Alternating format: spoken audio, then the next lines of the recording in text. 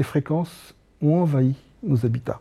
Alors, il ne s'agit pas de vivre sans, le but n'est pas là, mais de vivre mieux avec.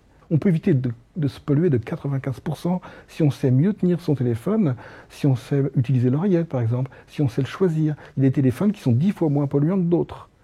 C'est indiqué quand on achète, mais personne ne regarde la mention, le DAS, qui est porté sur l'étiquette ou dans la notice. Nous, dans l'habitat sain, on considère qu'on doit grouper les gros pollueurs. C'est-à-dire que le frigo sera appuyé dans la cuisine à une cloison derrière laquelle se trouvera le congélateur ou le tableau électrique qui est dans le garage, et non pas la tête d'un lit.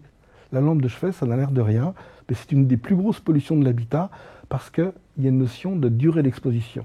Chaque nuit, on passe en moyenne 8 heures dans son lit. Ça fait un tiers de la vie dans un lit, alors qu'il est si simple d'éviter cette pollution. Cette lampe de chevet rayonne sur la personne qui dort à côté d'elle. On voit s'afficher 7 volts par mètre, 8 volts par mètre, le maximum étant conseillé de 10 volts. On va inverser son branchement dans la prise de courant. La même lampe, alors qu'elle est éteinte, monte à 140 volts. C'est un peu comme si on avait près de soi 15 ordinateurs cumulés l'un sur l'autre qui seraient allumés toute la nuit, alors que la lampe, elle est éteinte.